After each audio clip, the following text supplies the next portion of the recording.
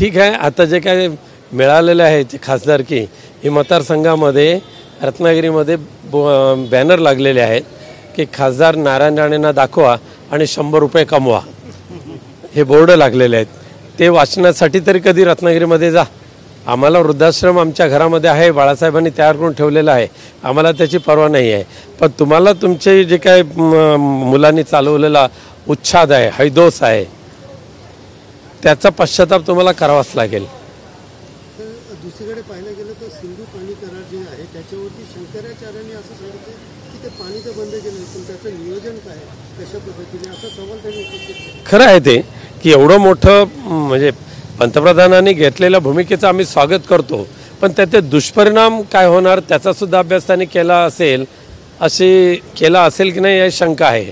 त्यामुळे पाणी अडवणं किंवा पाणी बंद करणं हा पर्याय आहे, पण बंद केलेलं पाणी कुठे सोडणार हा सुद्धा प्रश्न आहे. त्याच्यावर उत्तरसुद्धा पंतप्रधानांनी सांगावं. आणि दुर्दैव असं आहे की याबाबत आता आज मन की बातमध्ये काय नेमकं बोलले काय आम्हाला माहिती नाही आहे, पण यावर पंतप्रधानांनी संपूर्ण देशवासियांना विश्वासात घेण्याची आवश्यकता आहे. शेवटचा प्रश्न असा आहे की गेले काही दिवसापासून मनसे आणि शिवसेनेच्या युतीच्या चर्चा सुरू आहेत. खरं म्हणजे आज हा का विषय आम्ही इथे घेणार नाही. आज आम्ही या दुर्दैवी कुटुंबाच्या घरी सांत्वनपर भेट द्यायला आलेलो आहोत.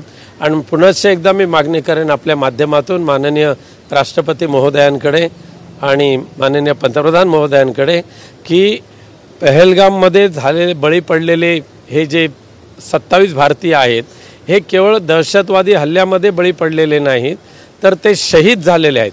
त्यामुळे सर्वांना शहीदाचा दर्जा द्यावा आणि शहीदाचा दर्जा देत असताना त्यांच्या कुटुंबाच्या सर्व पुनर्वसनाची जबाबदारी ही सरकारने घ्यावी. आज जम्मू काश्मीरच्या सरकारने 15 लाख दिले, बंगालच्या सरकारने 10 लाख दिले आणि महाराष्ट्र सरकारने एवढा मोठा बोंबाबोंब केली, 2-2, 3-3 मंत्री तिकडे गेले. त्यांनी फक्त 5 लाख रुपयाची भीक जी या कुटुंबियांना देऊ केलेली आहे ती भीक त्यांनी परत घ्यावी आणि ह्या शहीदांचा सन्मान करण्यासाठी आणि सर्वसामान्य कुटुंबियातल्या ह्या लोकांना परिवाराला आधार देण्यासाठी किमान 50 लाखाचं पॅकेज त्यांच्या कुटुंबियांना देऊन त्यांच्या करत्या दुसरे जे नोकरीसाठी इच्छुक असलेले त्यांच्या घरातले जे तरुण तरुणी आहेत त्यांना शासकीय नोकरीमध्ये ताबडतोब रुजू करून घ्यावे.